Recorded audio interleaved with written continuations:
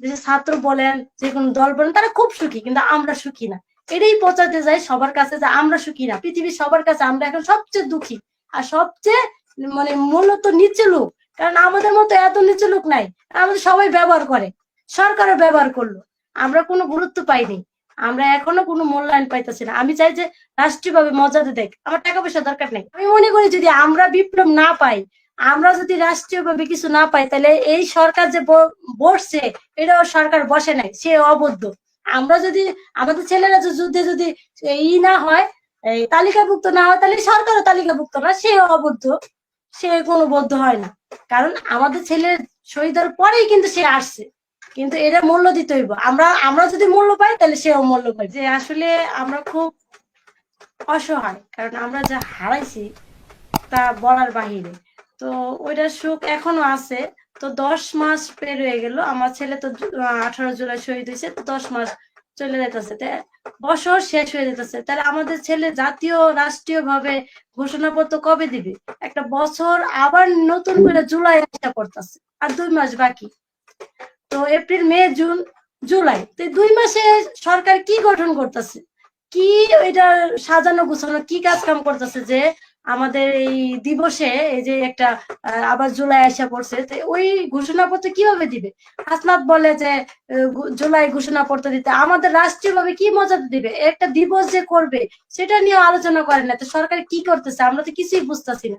আপনি যে এই যে নিউজ করে, আপনার মাধ্যমে এই যে দেশবাসী সবাই যে শুনে, তাহলে সবাই শোনার মাধ্যমে তো আমাদের কথা পৌঁছায় না, আমি মনে করি না পৌঁছায়। পৌঁছালে তো একটা বিপরীত আমাদের শুনতাম, আমাদের কাছে কে বলতো যে কথাটা বলছি, তাও শুনে না। আমি তো ভাবতে পারি না যে এত নেট বা এত লাইভ কি দরকার, তাইলে আমরা যে বলি আমাদের কথা তো কারোর কাছেই পৌঁছায় না। আপনার যে লাইভ করেন, আমি তো মনে হয় না যে পৌঁছাইলে তো আজকে এতটা দিন পেরোলো একটা তো জবাব পাই না। এত যে রাগ কইরা কথা বলি, কেউ তো আমারও বলে না রাগ কইরা ডাইকা নিয়ে যে তুমি এই কথাটা বললা কেন, প্রতিবাদ করেন না, কারণ তারা ব্যর্থ। প্রতিবাদ করো, তারা আমাদের ডাকো, তাও ডাকে না, কারণ তারা শুনবে, আমাদের বলবে না, তাদের তাদের মতো কাজ করে যাবে, আমাদের তারা পাত্তা দিবে না। এটাই সবচেয়ে বড় কথা। আমি আপনার মাধ্যমে এটাই বলতে চাই যে আসলে যে কথাগুলা পৌঁছানোর চেষ্টা করবে, কারণ আমাদের ভিতরে অনেক ক্ষোভ।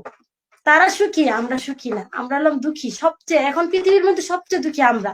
কারণ আমরা পরের জন্য আমাদের জীবন দিচ্ছে, আমাদের ছেলেরা আমাদের নিজের স্বার্থের জন্য দেয়নি, আমার ছেলের স্বার্থের জন্য দেয়নি। আর যারা সুখী আছে তারা তো মহা খুশি। যে ছাত্র বলেন, যে কোনো দল বলেন, তারা খুব সুখী, কিন্তু আমরা সুখী না।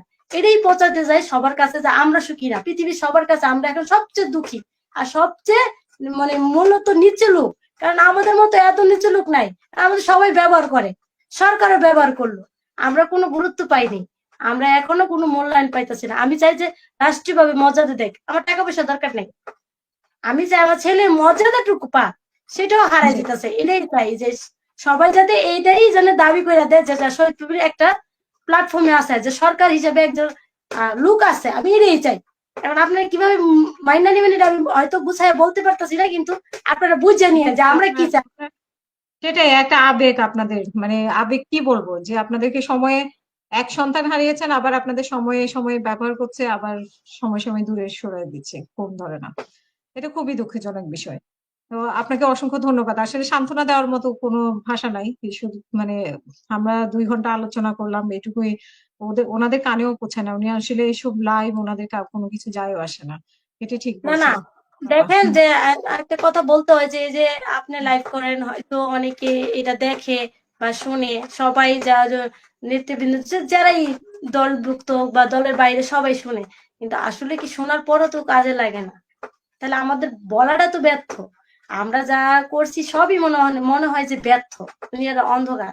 তো আমাদের কথাগুলো তো পৌঁছায় না। এই যে আপনি করেন, আপনি কি আপনি যে লাইভটা করতেছেন, আপনি কি স্বার্থ? তো সরকারের তো কোনো আমি দেখতেছি না স্বার্থ। সে স্বার্থ যদি আমাদের জন্য করতো, তাহলে আমাদের এত দুঃখ জানার জন্য তো 1 মিনিট সময় দিত, বা জেলা পর্যায়ে সবার ভাগ করে দিত যে এই জেলায় এই শহীদ ফ্যামিলি গুলা এরকম দেখো, কমিটি করো বা খোঁজ খবর নাও।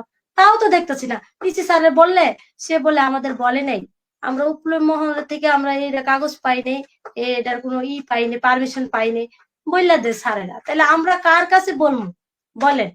আপনিই বলেন। আপনি যে এই লাইভ করেন বা আমাদের কথা শুনতে যান, আপনার বিবেক কি বলে যে আমাদের কথা শুই না কি করবেন? কি করার আছে? পৌঁছায় না তো কারোর কাছে, কেউ শুনে না, কারণ আমাদের মূল্য নাই, মূল্যহীন। আমরা আমাদের কাছে মূল্য নিয়ে নিছে, ওদের আর আমাদের মূল্য নাই। যার নামে নিয়ে নিছে তারা ভালো আছে। তো অনেক ধন্যবাদ ধন্যবাদ। আপনাদের যে আসলে লাইভ করেন, ঠিক আছে, যে আসলে কথা গিলা যে পৌঁছালে খুব কষ্ট লাগে। হ্যাঁ, যে দুঃখ লাগে যে মানুষ শুনে না আমাদের কথা। হ্যাঁ, তাদের কথা আমরা শুনি, প্রত্যেকটা রাজনীতির কথাই আমরা শুনি, আমাদের কথা কেউ শুনে না, রিপ্লাই করে না। তো এটাই বড় দুঃখ। একটা বছর পার হয়ে গেছে, যে কি কাজ কাম করলো, আবার যে দুলোয় একটা ঘোষণা দিব সেটারও তো কিছু পাইতাছি না, যে আশ্বাস পাইতাছি না যে এই দিবসে এরকম একটা ঘোষণা হইব। তাহলে কি বিপ্লব করলো? আমি মনে করি যদি আমরা বিপ্লব না পাই, আমরা যদি রাষ্ট্রীয়ভাবে কিছু না পাই, তাহলে এই সরকার যে বসছে, এটাও সরকার বসে নাই, সে অবদ্ধ। আমরা যদি আমাদের ছেলেরা যুদ্ধে যদি না হয়, এই তালিকাভুক্ত না হয়, তাহলে সরকারও তালিকাভুক্ত না, সে অবদ্ধ, সে কোনো বদ্ধ হয় না। কারণ আমাদের ছেলের শহীদের পরেই কিন্তু সে আসছে, কিন্তু এটা মূল্য দিতে হইব। আমরা আমরা যদি মূল্য পাই, তাহলে সেও মূল্য পাইবে।